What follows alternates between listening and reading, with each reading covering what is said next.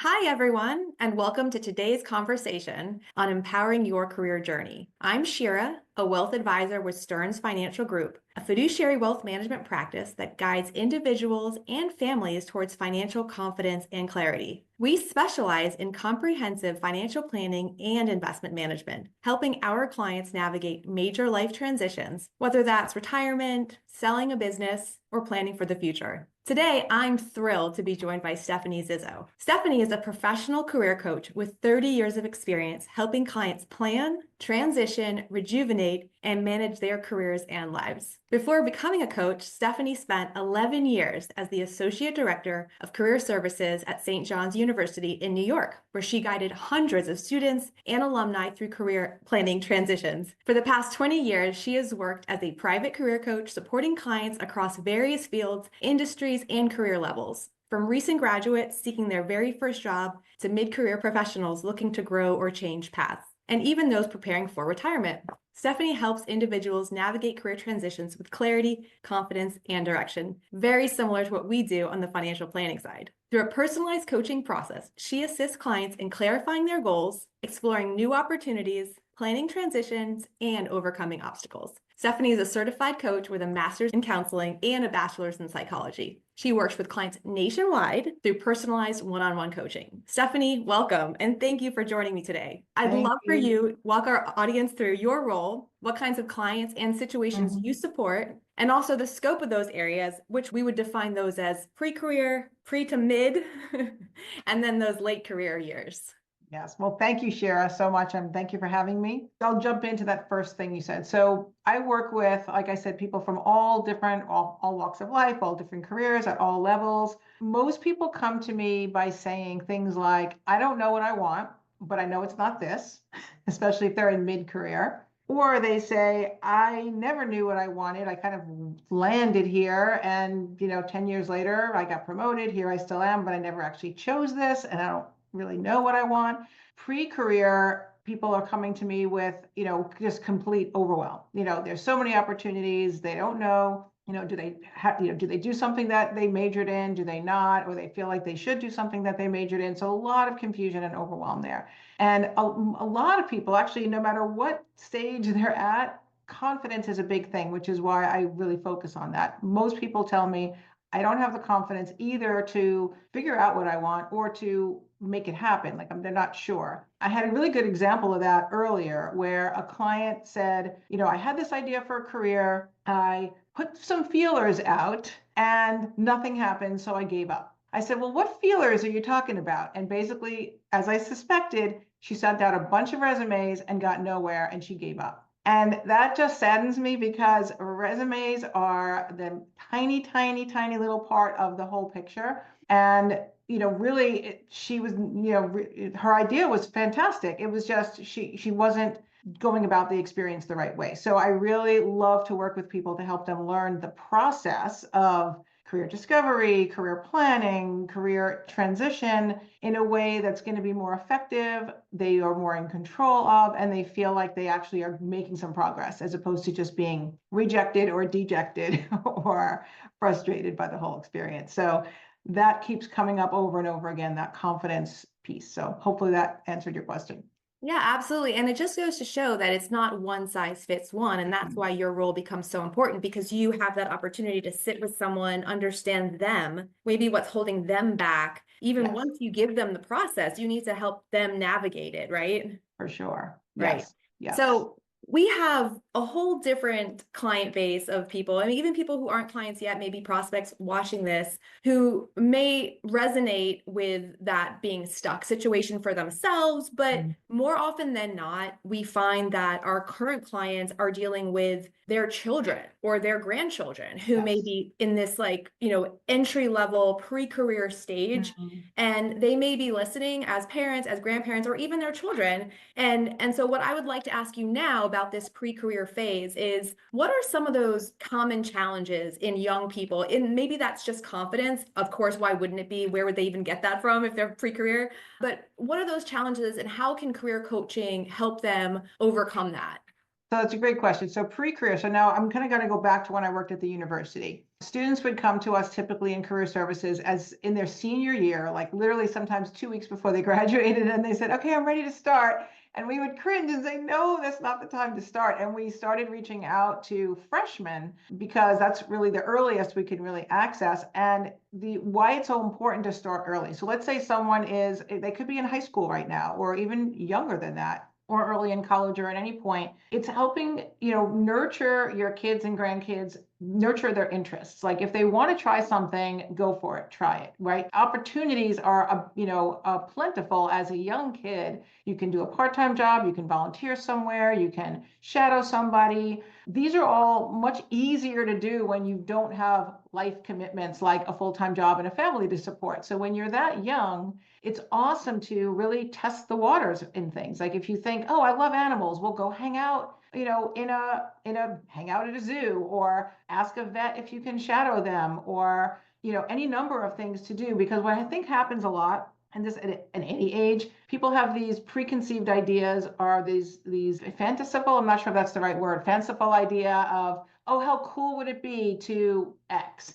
But they don't really know what it's like, the nitty gritty of it, the reality of it. And that to me is the most important. Is I always tell people at any age, if you're thinking about an idea, start at the end and work backward. So think, why would I love to do that? What is it actually that I'd be doing? So let's say someone who's, 15 years old is thinking, I'm really good at numbers. Everyone says I should be doing something with numbers. All right, well, test that out. What are you doing with numbers beyond your math classes in school? Maybe take, not just volunteer somewhere, but join a club, or do something where you can get more involved in the nitty gritty of that thing so that you get to really test it. So by the time you go to college, you have a better picture in your head of what you actually want to major in. And maybe, maybe what you want to do after that. The other thing to remember is, and I think I read a statistic recently, like something like 20 to 30% of people actually work in careers that relate to their major.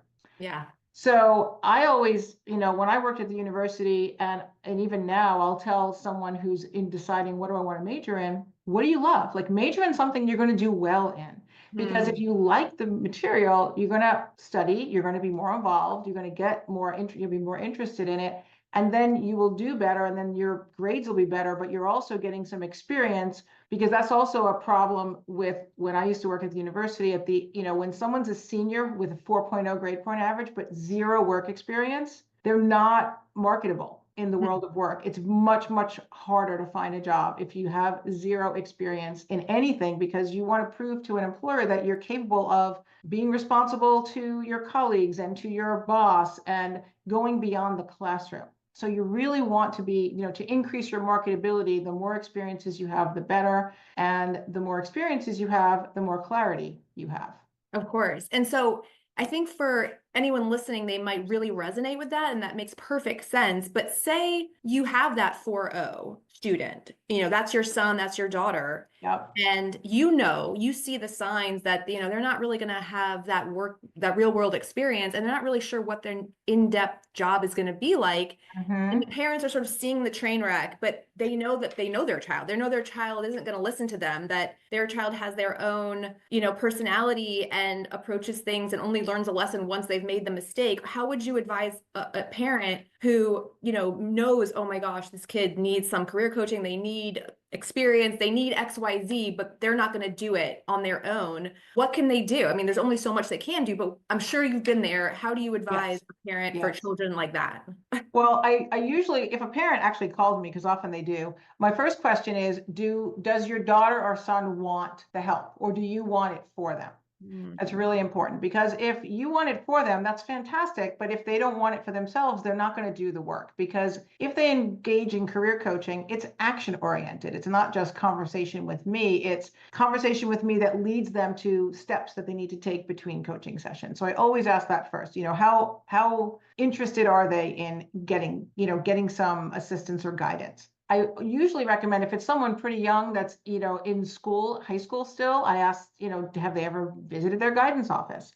And if they're in college, have they ever gone to their career center? So I usually recommend that first, because it's accessible to right there, ready for them. If they have done and they feel like it wasn't helpful, then I, of course, say, well, have them contact me. I always do a free consultation. So no matter what, I will never work with someone, even if a parent says I'm gifting this to my child, always I do a free consultation to make sure that I get to meet the person. We talk about their needs, their thoughts, their challenges, and I share how I can help. And they decide then if they think this is going to be helpful for them.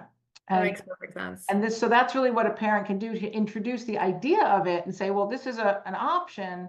Why don't you, are you open to at least testing it? No obligation, no commitment, just kind of spend 30 minutes, talk to this person and see if it feels like a good fit. Do you feel like you want guidance? The other thing I always tell parents and my clients, everything's confidential. So if I'm talking to you, if you're my client and you're, 20 years old and you're a college student, even if your parents paid for the coaching, I'm not going to be telling the parents anything more than, yes, they did or did not show up for their session if the parent actually wants to know that. But other than that, I won't share anything. So that sometimes helps too, because a lot of, young people are concerned, like, what if their ideas are different than their parents' ideas for their life and they're afraid to talk about it. So this gives them an opportunity to share their thoughts, ideas, fears, and run with it. And for a typical client in that pre-career, how many sessions, or is it just highly specific, does your program entail when you're working with someone? I'm very flexible with that. So I would say if I had to give an average, probably most people 4 to 6 sessions is usually a good number to get some traction. And by traction, I mean they get more clarity. They start to learn the resources and tools they can use to build confidence and to explore things on their own. And sometimes that's all they need. And sometimes I have some clients that only do that. And I have some clients that I've worked with for years because they go through different evolutions of their career with me. Some that leave and come back. So it really is so personal, which is why some coaches have a very specific, path or plan that they put people through. I don't. It's very personalized based on the individual needs. Got it. And that's a perfect segue to our next area of focus for you, which is that next stage after you've kind of entered into the workforce, you've got your foot in the door, now you're sort of hitting your stride, you've entered into your, career. And in this stage, we start developing all new challenges or questions, especially in the current market we have, where there's a little bit of uncertainty. And so I think a lot of workers are wondering, especially if you're working for the federal government, maybe in the public sector, you're trying to go into the private sector and you're evaluating, taking inventory of yourself. What do you find are some of the key skills and qualities that are essential, for any success you could attain in this current job market? So there are some that are kind of across the board valuable no matter what. And those are obviously communication skills, your ability to write and speak, your ability to relate to people, your interpersonal skills, your ability to lead, even if you're not necessarily looking for a leadership position, just your ability to, lead yourself, self-management, and self-awareness is a really important one as well, like the emotional intelligence piece. Technology, and of course, like especially, AI is huge now and is, really infiltrating many different sectors. So it's really understanding enough about that. So those are the big general ones. There are some that then are going to be specific to whatever you're doing. So if you're so I always recommend people, whether they're starting out or a mid-career or anything, is knowing your market. So whether you're changing careers or wanting to stay in your same career and move on, or same field and move into a new role, know the needs of the place that you're going, and know them not just from a job listing. So job listings are always, if you look at 10 job listings, 10 different fields, you're going to see so many commonalities, and they'll be saying those same strengths or skills that I mentioned that are like everyone wants these, but that's so vague and so like not digging deeper into what it takes to actually do that job. I recommend people really read into the job listing to look at the responsibilities. What do they really expect you to do every day? And why do you believe you can do those things? And then those are the skills that you can really, and strengths that you really want to showcase. Also, because we talked earlier about like resumes are not the best, job search method, having conversations with folks. So let's say you're moving from federal government to a corporation. Start talking to people in corporations to learn what goes on here. What are the strengths that are needed? Who does well? Who succeeds and really, rises to success in this kind of role or in this kind of organization? And then you're looking at yourself to say, how am I that person? What do I have that's relevant to that? And how do I need to talk about it So it's relevant to that person because the language shifts based on industry or sector, right? That's where the acronyms and all the things that are, you might know because you work for one place or one industry, that might mean nothing to somebody else. So it's really being able to speak their language.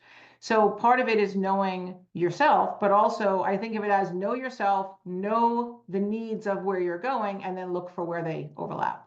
And so let's just say that maybe you aren't the most in tune with what you're good at. Maybe you had success, but it sort of was the job that you got right out of college and you just learned what you learned and, figured it out as you went. But now you're in your career and you're thinking about other things, maybe getting a promotion, maybe changing jobs, and you don't really know how to identify those things about you that maybe would be very valuable. And maybe it's something hidden, or maybe it's something that you haven't really cultivated. Can you walk us through how working with someone like you, who is really kind of focused on exactly those things, can really help them either make a career shift or just kind of hone in a lane?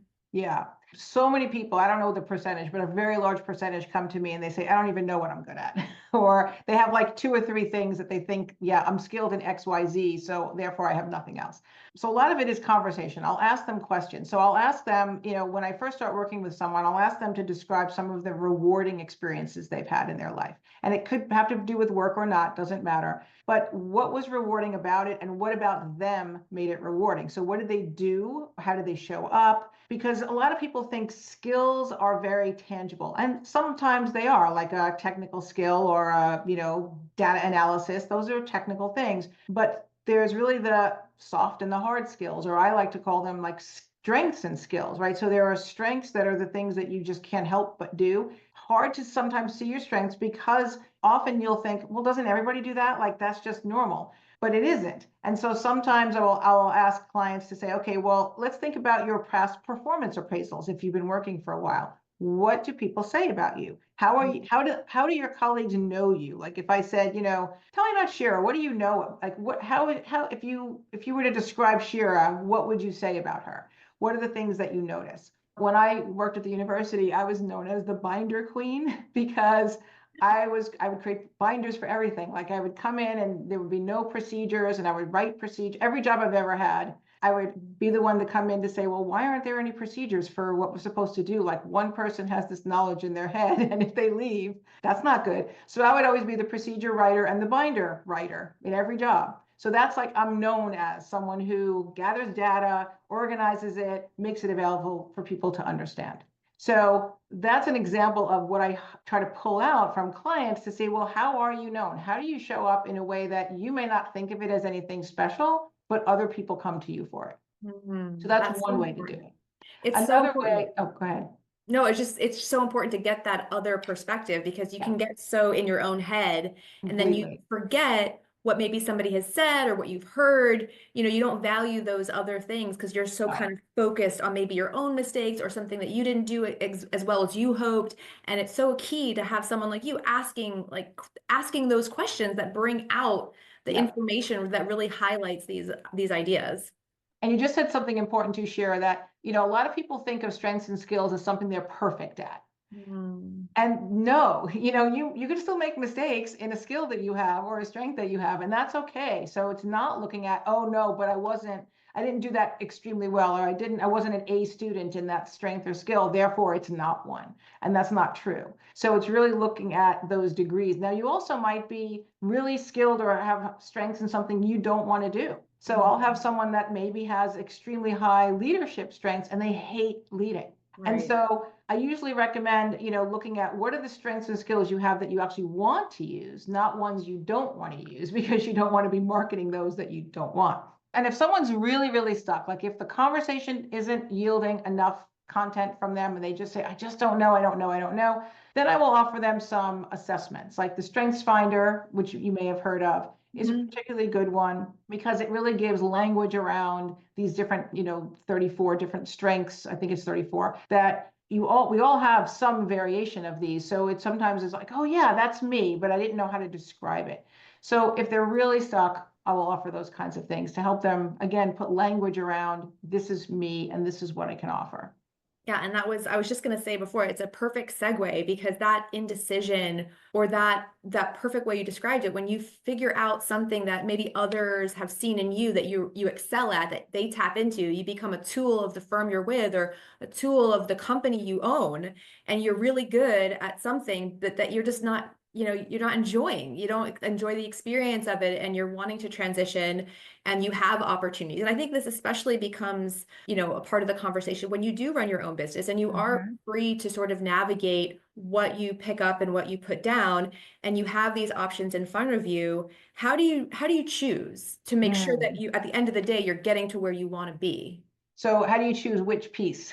Yeah, like how do you choose that career direction eventually, if you have options in front of you that you're just, you're unsure. Hey, I could go down the path of just being a Yeah, relationship guy at the firm I own, or I could stand back and just be the figurehead of my firm. I'm good. I know I'm good. I've proven myself in one area. Mhm. I've built this firm from the ground up, but I'm not really reaping the benefits. Do I go this way? I mean, it can be scary.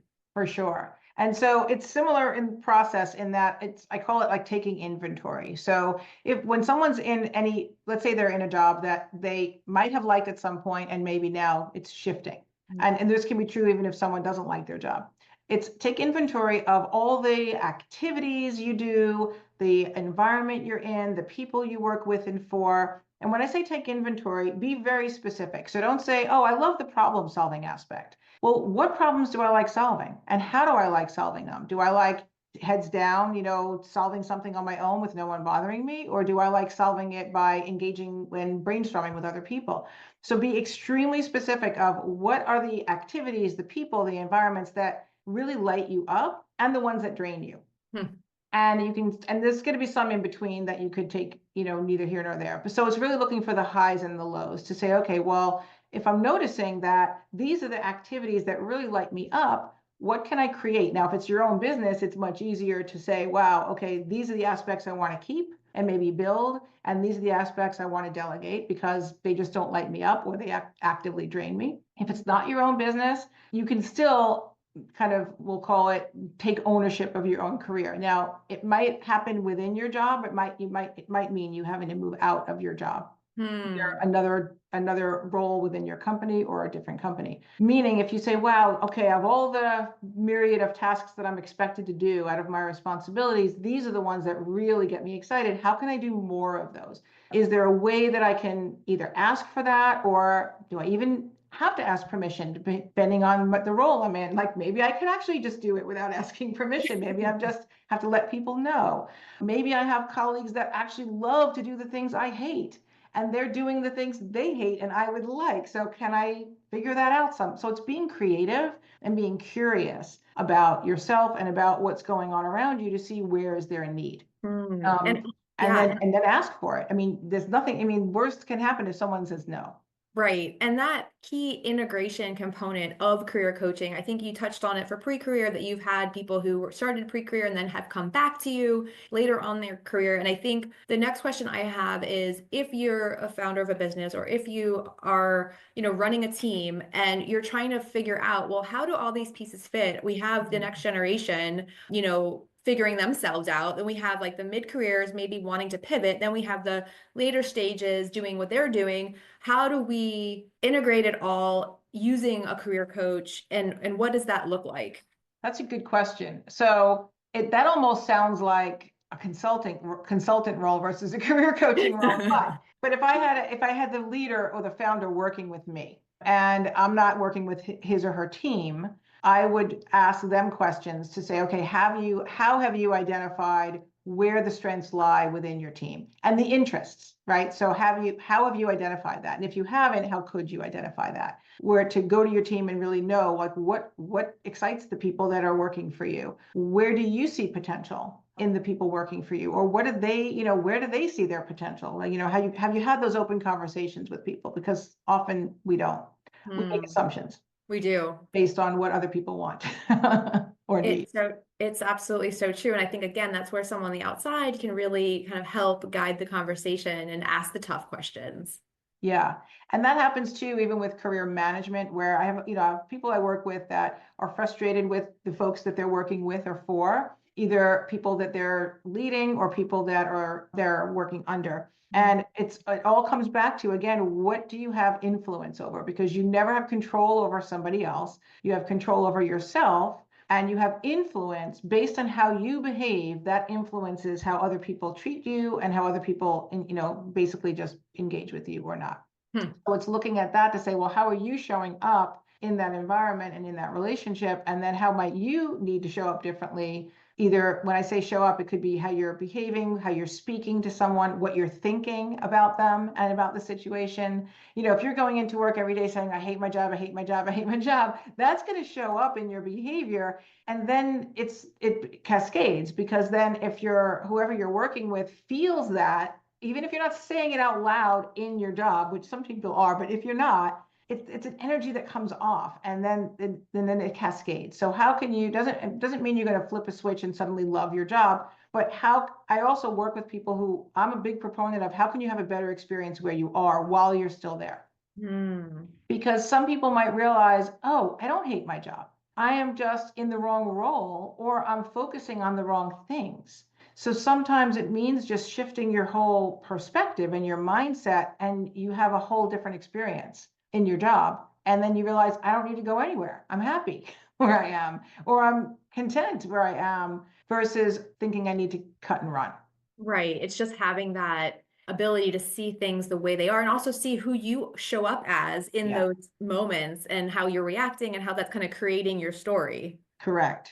Yep. And I love that word, story, because that's what we all do, right? We create a story, and then we live in that story. And if the story is not a pleasant one, then we're stuck in it, and we feel like we have no other choice. And our family suffers, the people closest to us, our colleagues, it doesn't do anyone any good to be miserable in a role, especially if you don't have to be, right? You could be happy and stay where you are just by making some, solutions, working with a career coach like yourself to really navigate those challenging environments and figure it out. And maybe the answer isn't staying put, like you said, maybe it is, but it could also just be, navigating how to find a new job. And I think, in this environment we're in, where we've heard of a lot of layoffs and transitions and, kind of uncertainty out there, I think it's more important than ever to take stock of where you are. Even if you're fine, it's never not a good idea to talk to someone like yourself. Yeah, I always call it, being prepared. And it's not meaning you're not preparing for the inevitable axe to, chop your, job away, but it's knowing, okay, we all evolve as people. I had someone earlier today say something like, well, when I had asked her something about her North Star, her, like, what is it that really matters to her? And she had said it, and then she started to say something like, as if she was waiting for her job title to be her North Star. I said, no. What you said earlier, your interest in, and you're not passion, but your interest in, or your values, that's like the umbrella. Like, imagine a flow chart. Up here is what matters. Like, so if you say, here's what matters to me, and then of all these things that matter to me, what are all the possibilities that will allow me to experience what matters to me? So let's say I love to help people. Well, I want to make sure that whatever role I choose, whatever industry, because helping people matters, I want to make sure that what I'm doing allows me to help people. Versus, it doesn't matter what job title I have, right? As long as it's allowing me to help people, I can feel great doing it. So a lot of people feel like they need a thing, or it needs to look a certain way. And it's really limiting when that happens. Instead, it's saying, well, what really do I care about? What do I go to bat for? What do I value in my life? Why am I even working? Like, what's the whole purpose of me being here?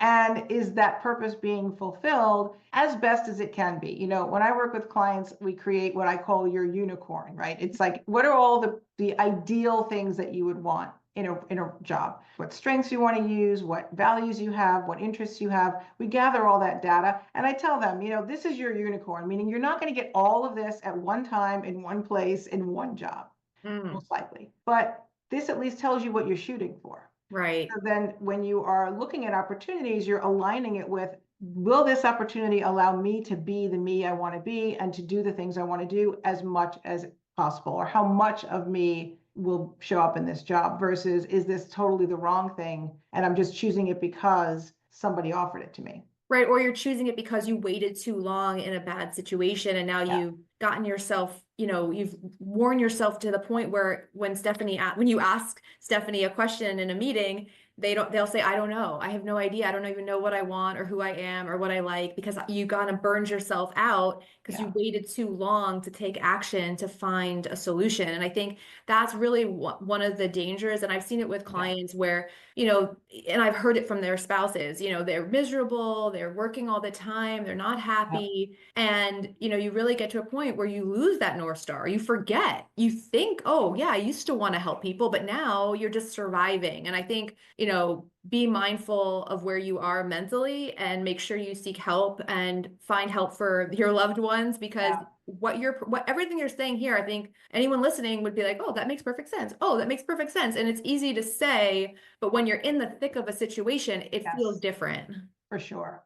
And, I'm also mindful when I work with a client, one of the first things I'll ask them is, what's their sense of urgency? Mm, So if someone is out of a job, if, with all the federal layoffs that are happening and furloughs and whatnot, if someone doesn't have a job, has no income right now, and they absolutely need income in order to feed their family, keep a roof over their head, and this is, and I usually will ask that, like, is it that you feel like you need it or you need it? Like, is this mm, real or I'm not imagined, but you know what I mean? Is this like just worry or is this real? right. Real immediate and urgency. And if it's a real immediate urgency, then I work with clients on, like, I call it a two-pronged approach, is short term and long term. So short term would be, okay, how can I help you to secure another job, even if it's not your ideal job, as the sooner the better, because you need income, versus what do you really want to do? Now, Mm, they really go in tandem. So we still work with, an ideal situation would be they're learning what they really want and who they really are and what they can really offer. And they're looking for those opportunities. And maybe the first thing that comes or the first opportunity is not their, it doesn't have as much of what they want, but there's a piece of it. That's really a great situation, because then, especially if it's a piece where they're going to be building new strengths and skills and experiences and knowledge that will lead them to a better thing in a year or two or three. Because a lot of, that it's an evolution. Like when you're changing careers or even just changing jobs, the growth possibilities are endless. I mean, mm, there's so many people will find job one and then that turns into job two, which they never could have imagined it had before they started job one, but they learned about it because they had exposure to different things hmm. in job one. So that's where it's, not holding out for perfect. It's saying, well, am I going to be able to offer enough of what I really want to offer and get enough of what I need, enough being the operative word, so that I build on this as I move forward. So there's, we build quote unquote reality into it if, there's that sense of urgency. And then it is harder when you're panicked to think clearly, for sure. It is. And it feels like this progression of your career, you go through these, hiccups and we deal with a lot of clients who maybe one spouse has, is the primary income earner and then the other spouse maybe has a job that they just enjoy or they want to feel like they're contributing or they just, have that Mhm. purpose driven. And it's important that, yeah, even if it's not a need, you don't need this job to pay the bills because you're more than sustaining on another income, but it's still important to do what you're saying because that gap I think could leave you feeling like you're not contributing to the family, you Yes, don't have a purpose. And so yes, that next step, working with someone and figuring it out and not just flailing for lack of a better word, can be really important mentally and emotionally and not yeah. just paying the bills, right? Absolutely. And what I always talk about is, enjoying as much as you can the process. Mm. Because when you're racing to the finish line, you miss a lot of Mm. opportunities along the way. And especially when you're in a job search, literally, it's, a lot of frustration in how long it takes to get another job. So if you are enjoying as much as you can the process of making connections, meeting people, learning new things, experiencing and exploring new possibilities, the more you can do that, it really enhances your mood. It just makes you feel like you're making more progress because I usually say, measure your effort, not your outcome. Hmm. So if you say, oh, look at all the things I did today or tomorrow or this week, that is bringing me forward, that's very affirming versus just thinking about it or just applying online, for things and just getting frustrated that you're not getting anywhere. So the more action you can take that's very nurturing, the better. Makes perfect sense. And I think as you progress in that mid-career and then you enter in now this like late stager of your career where, or even transitioning to post-career, you bring that mentality of positivity, hopefully with you. And maybe it's been so positive. Maybe you've done such an excellent job of getting yourself to this point, having a successful business, building a team around you of workers. But what comes next, right? There's eventually an end, and there's hopefully, I mean, you don't have to, but everyone seems to be working longer and longer these days. And so, this post-career or late stage career time is a time where maybe you're too attached to this positive identity at work and you've become a workaholic who wants to retire but doesn't really understand what that looks like and how do they navigate it because they've done such a great job assimilating into their work, and their work life is their life. But when you get to that later stage and it's time to actually retire, how do you make that transition? We work with clients on the financial side and we try, to coach them through what it will feel like in terms of spending and budgeting and navigating it. But ultimately, there's more work to be done because a lot of times these owners of businesses have a team that they need to integrate. They need to figure out who does what and how to phase out. And how would you coach someone through that experience? Yeah, that is often challenging. So in an ideal world, they come to me before they're ready to retire tomorrow.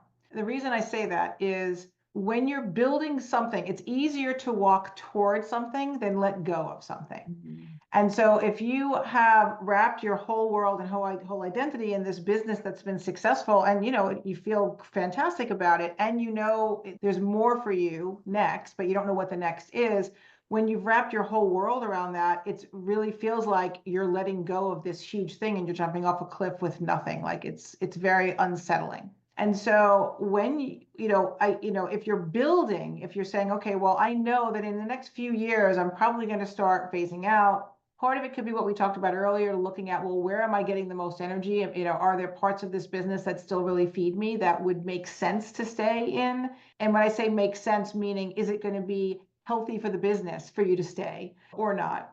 Unhealthy for you to stay or not, emotionally healthy for you to stay? And are you staying because you're avoiding letting go, right? So it's really a lot of like emotional stuff in there to know, like, why am I staying? Is it good for me, good for everyone? Great. And if not, what am I walking toward? What am I going to be replacing this? So is my, it's my identity, is my sense of purpose. So big picture could be, why are you working, right? What's the why behind the work? If it's not income any longer, because that's never the whole reason why people work. For most people say money, but that's not the whole reason. There's way more than money. It's usually for most people with working. So for someone like that, it would be, well, why? What is work giving you? Is work your social life? Is it your identity? Is it your purpose? Is it your sense of satisfaction? If all of those things, if all of those aspects of life are wrapped into this one place, where do you have that somewhere else? Where else do you get satisfaction in your life? Where else do you have purpose in your life? What other social outlets do you have? What other things are you excited about and do you have fun with? What other ways are you using your strengths, or could you, right? So if they're not already doing that, then it's starting to build that out to say, okay, well, wait, wow, I'm realizing everything revolves around work and my other areas are blank. What can you start to create? What can you experiment with? And a lot of people will say, especially people who have been workaholics, I don't have any hobbies. Well, and I don't even know where to start. So then it's, well, let's think about, if you had to try something, what would it be? Just pick anything. It doesn't matter. And test it out. Show up somewhere. If you think a sport might be interesting, go to a sporting event and just see, like, what are people doing? Does it feel fun to be in the stands watching? Or would you want to be out of the field? Try it out for a day so that you're testing different things to see what would give you those same things. And it might not come from one thing like it did with your business, but it's really looking at all aspects of life, because when you let go of one thing, you're not letting go of your life. You have this whole new life to create, which is daunting. And I always use the example when my husband retired, he didn't like the word retire. He calls it regrouping. It's Um, great. and then a friend of mine retired and she calls it rejuvenating. And so it doesn't, that word retire, like I will ask people, how does it make you feel to say that word? Does it feel exciting and limitless, or does it feel like, oh God, I'm letting go, I'm losing something? Right. So there's a lot of the emotional unpacking as well as the physical of what are you actually going to do with your time. Yeah, it sounds exactly like what you said before, where, it's not an end of something, it's the Mhm. start of something. And so I think Yeah, that's why retiring, regrouping is such a perfect word, because regrouping, you're doing something, you're reforming, you're rejuvenating. Retiring sounds like an ending. I know, I know. And for some people, when I ask them, like, what is the feeling? And a lot of people think, oh my God. So then you have the other end of the spectrum with people like, I can't wait to retire. I can't wait to retire. Then they retire and they come to me and they say, oh my God, either I'm bored and I'm driving my spouse crazy, or I'm busier now than I ever was, but it's things I don't want to be doing. Hmm. And typically that'll happen if they have kids or grandkids close by, where all of a sudden they're the babysitter and they're like, wait, I love my kids and my grandkids, but wait a second, I didn't sign up for this. I went from one job to another and now I don't know how to say no, or how to, it's very uncomfortable. Or everyone realizes, oh, you're retired, here, get on this board, volunteer here, here's a project for you. And they're all, yeah, yeah, yeah, okay, because they want to be busy and they think, wait, I don't, this is not what I signed up for. This is too many things. So that happens too, where then it's again, they have to step back and say, what do I want to actually design for me? Right. Oh, that's such a perfect word, the design. Yeah, Yeah, how do you design it? Because I think that, having a purposeful retirement is so key. And if you don't design it ahead of time, you might just end up in a situation that you don't completely love. exactly. Exactly. And sometimes retirement, whatever you want to call it, could still be income producing, right? So some Sure. people might say, you know what, I don't want to do this big job that I had anymore. But I've always been interested in winemaking. How cool would it be if I started to make some wine in my house and try that out? And then how cool would it be if I volunteered or maybe got a part-time job at a local wine shop just to test that out? And maybe I'll fly to California and see if I can intern at a winery for harvest season. Like, I mean, anything's possible when you have the freedom of time, when you get to choose. It's both exciting and overwhelming at the same time because it's limitless possibilities, but it doesn't have to mean you won't have income anymore. It means, well, what do I actually want to do and for money? And maybe I want to start my own, another business. Maybe I'm letting go of this business and I'm starting a whole new one. Or I worked as a CEO of a company that I didn't own, but now I actually want to try my hand at starting something. Like, you could do anything, but it's knowing why and what are you hoping it brings you, and then how do you want to design it? Exactly. And I think we have clients who fall into that. They have a vision of what they want their retirement to look like. They're really successful in their business now, and it's their family business. Maybe they have family members there, or maybe their children are young now, but eventually they had hopes that the next generation would take over. Mm. And I guess my question for you is, if you're in a situation where you literally, as the parent, need to diagnose your children, who are they going to be in my business? Are they going to take over as the, CEO? Are they going to be the CIO? Are they going to just be in the sales department? How do you approach that when the retiree is very clear on what they want, but maybe the children aren't? And how do you help them Yeah. navigate that? That's really tough. And that kind of goes back to earlier, one of the earlier answers of how much do they want it or do you want it Mm, for them? And again, it's really tough to force someone to do something they don't want to do. And, often kids will stay in a family business out of obligation and they realize it's really not what they want. And so I would be asking the person, like, what do you want for your business? Like, what kind of person do you want in these roles in your business? Where do you want to see your business go, like grow or sustain? And maybe thinking about it from that perspective of, if you weren't thinking about who's in the role now, who would you want, not who would you want in the role in terms of people or names, but what type of person would you want in each of these roles for the business to grow and continue the way you believe it needs to? right? Oof, that's so good. And then who's in those roles now? And who's on the team that could fit those roles? And or who can be developed into those roles, right? So if it's, if a son or daughter really wants to stay in the family business, but they don't have the strengths or skills yet to do that role, to be that person, then how can they get that help? How can they help their child get training, or exposure, or experience to really step into that role in the way that it needs to happen? And then sometimes it's, managing assumptions too, right? Is, okay, you have this vision for your business. If you let go of being at the helm of your business, what if someone has a different vision for your business? Would that be okay or not okay? Oh, that's a great question. Ask And for a business owner who's founded a business and has run it. I mean, that's a tough one for them oh to yeah, ask. oh yeah, yeah, very tough. Mm. And so it's this, it's like, I just recently went to Disney World. So thinking about, realizing that Walt Disney died before Walt Disney World was open, Mm. and how much this whole empire has grown from one man's vision, who didn't live to see most of it, is just incredible to me. But that is an example of someone who created a business, and it has sustained him by, my God, he's gone more than 50 years. And it's just growing and growing and growing, keeping with his original vision of what the purpose of the business is supposed to be. It looks different. He never could have imagined where it's gone now, but it's that core, right? So that's another thing to think about. When you have a business, it doesn't mean it needs to be run exactly the way you've always run it, but what's the core reason this business exists, and what's the intention and purpose of the business, and how can that be sustained in a way that may look different than you think it ought to?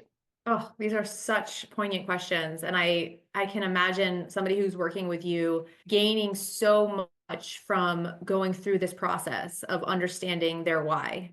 And it's an uncomfortable process. I give people, when I first start working with them, a handout that's called "This is Normal." And Mm. it talks about, you're going to be excited, and then suddenly you're going to be more scared, or you'll be excited and then suddenly you'll be more confused, or you'll be Mm. clear and then you'll be more confused, or you'll be clear and then you'll be overwhelmed. Like, it's just this, like the stock market goes up and down. That's how this process is. It's not this upward, beautiful, like, oh, cool, I'm getting more clear, and now I come to an end. No, it's an extremely emotional roller coaster, Mm. because there's so many factors. There's the external, whatever, the world of things we can't change, and then there's the people around us, because when we're making a change, we also want to talk to and make sure we're enlisting our intimate circle, right? So you're not going to suddenly go to your partner and say, oh, by the way, I took this, new job that's going to be in Hawaii. We're moving tomorrow. Right. It's You would invite them into the conversation of, well, this is what I'm thinking, and this is why I want it, and what do you want, and what do you think, and how is this change going to affect our family? So there's so many layers that go along with this process. Mm. It's a roller coaster ride, and you have to be ready for the ride and stay on the ride to get to the end. Well, that's perfect segue. We are wrapping up here. Stephanie, thank you so much for just offering up so many great illustrations of what you do and how you would handle situations. I think it's so, so helpful. And with it being kind of a roller coaster and, ups and downs of dealing with your career at different stages, would you maybe just share a couple of examples of client success stories of maybe Mhm. somebody who's been on that roller coaster and come out on top? Sure. Let me think. So I wrote some notes down. So let me just look at that real quick to just get my Sure. bearings. So I have a few different kinds of examples. So one particular client I worked with. So talk about career change. So she was a recruiter, and her job was good enough. She liked it, but she always dreamed of doing, wine. She loved wine, and she actually wanted to decide what are her hobbies. Like, she wanted to invest in different things that she thought would be her hobbies. So long story short, she spent a few months in California, went to, took wine classes, wound up loving it, got certified in whatever that's called in terms of, being certified, the different levels of wine making and wine learning, understanding. She wound up interning at a vineyard there, and she lived here in North Carolina. And she parlayed this into a job where she would spend several months in California at the winery. They hired her, to work there. And then she did when it wasn't harvest time, when she didn't have to be on site at the vineyard, she would work from home in North Carolina on like selling the wine and marketing it. Wow. And it was a long haul, took her a long time, but she did it in incremental steps. She tested it. Do I even like this? Then she explored what are the possibilities to go further, and like, how can I actually create this so that it's not a normal job that coast to coast, but she also enlisted her spouse to be on board with this. And, luckily his role was remote, so they were able to manage this as a couple. So that was one of a really fun one that, she really created this whole new cool career for herself.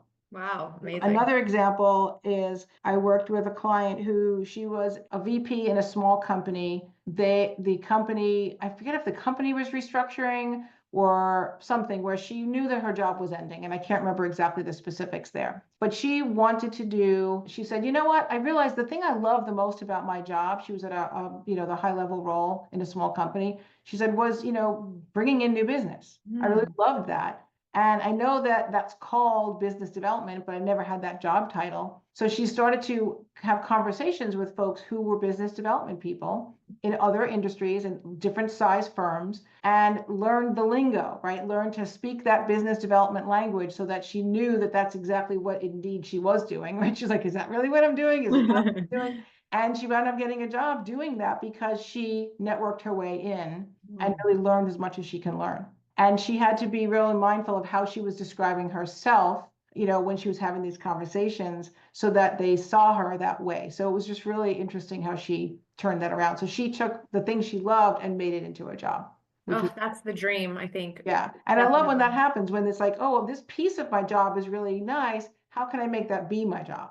So that was a cool example there. Another one is I worked with a stay-at-home mom who raised her kids, and she was an advocate for her kids as they were growing up with, different needs and different things. And she's like, I have this dream of, going back to school. And her kids were all grown. And I think she even, when she started to get her master's, she even had grandkids by then. And she just recently completed her master's degree. And she's done some, interning and some, volunteering. And she's really creating this really cool new role for herself, like in the world, where she's having an impact because her kids are grown now, and like now she still wants to be giving and having purpose. And she created this. It was really hard work. She worked her butt off to really do this, and she's really thriving. So I loved seeing her transformation. That took several years of her doing this and getting the courage to do this. She's like, what did she say? She's like, all these people in my class are young, like they're my kids' age. But she didn't let that stop her, because she's like, I really want this. So that was really cool. Yeah, And, it goes to show you really have to be, put yourself first in those situations. Like, don't worry about what anyone thinks, or how your old colleagues what they will think, or your old employer, or anyone. It's about you and your relationship to what's driving you and your purpose. Yep. So I hope those were some good, so that was just I tried to pick a variety of things. People who total career change, took one thing and made it into a career, and someone who kind of created a career where she didn't have one for many years. Yeah, no, I think those are great examples. And I think everyone is so unique, but at the same time, at a deeper level, we can all connect with those stories. And what I like to end with is, people often ask me, when they ask me for success stories, typically I will say something like this, that you will be successful at this process when you commit to yourself and commit to the process, no matter the roller coaster. So if you say, you know what, I know I want to design a better career for myself. I don't know what it is. I have no idea where I'm going, but I know that it's possible to do. And stay the course, regardless of how confused you feel, how overwhelmed, how fearful. Stay the course and keep looking at, okay, yes, I'm fearful, and that, the fears are telling me that something matters to me. So what matters to me? Or yes, I'm uncertain, but what can I test and what can I try to see where it might lead? Or I'm frustrated by lack of, no one's responding back to me. Okay, well, what's the next thing I can do to open up a possibility? So the more that you believe in yourself, and the more that you believe whatever it is, even if you don't know what it is possible, the better this process will be. Because if you expect quick results or, positivity along the way and it's just it's not going to work. So you really want to ready to invest in you and kind of hold on for the ride and like be excited about the ride. Yeah, and I think that also ties in nicely with the financial planning work that we do alongside the career coaching that you do in terms of this team aspect where, there's a lot going on. There's a lot of moving parts to this story, and having a supportive team can make all the difference, especially when you might want to be exploring different roles. So in the example that you gave of the VP transitioning to a purely business development, that could have been a scenario that the financial planning team and I could run and say, all right, maybe we have to take a pay cut, or maybe it's lateral, or maybe it's this. And we can evaluate in connection with these conversations to see how they all factor in so that it gives you that added confidence when Yes. making those decisions, because you know that no matter which direction you go, you're going to be okay, better than okay, right? Yes, I love that. And I'm glad you said that, Shira, because I will often ask clients when they say, I can't afford to take a pay cut. Well, how do you know you can't afford it? Like, do you have a financial advisor that you work with? Have you run the numbers? Like, I don't ever talk about finance. I don't give finance advice, but I always ask that question. Like, how do you really know? Is it an assumption you're making, or is it based on actual numbers that you've talked with someone about? Because that makes a huge difference. Because, just because you are earning X doesn't mean you have to earn X. It means you might, if you want to, that's another thing, but don't say you have to if you don't have to. Right. I think we often get stuck in that scarcity mindset of Yeah, pre-career. Once you hit your stride, right? You're still thinking, oh, I don't have enough. I need to make more. I need to get the next promotion. I need to sacrifice.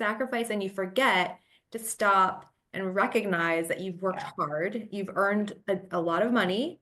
And it's yep, time now to start being more mindful of the next steps so that you can yeah, align your purpose with the life that you want. exactly, Yeah. exactly.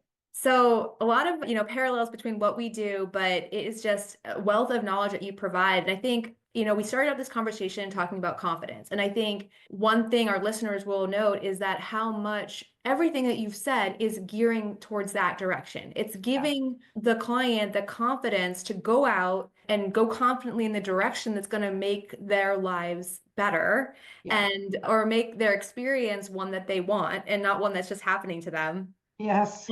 And so if somebody's listening or somebody wants to reach out to you and learn more, what is the best way that they could do that? They can go to my website. And I don't know if you'll be sharing that, or it's basically just stefaniezizzo.com. And my name is spelled with an F. So Stephanie with an F, stefaniezizzo.com.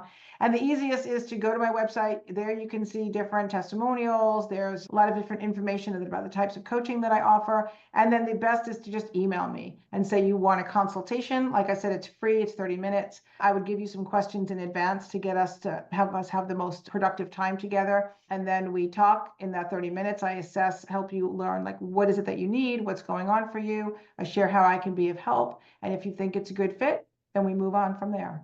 Sounds easy, and I encourage everyone to reach out. Don't hesitate. Be bold, be confident, and know that if you're struggling with something, that Stephanie is there to help, and so is your financial planning team at Stearns. And we are here for you, and we want to keep making content like this. So if you enjoyed, feel free to let your advisor or myself know, and we hope to catch you on the next call. Stephanie, thank you so, so much. It was such a pleasure to have you. Thank you so much, Shira, for having me. And it was great having this conversation today. Have a good one. Bye. Bye.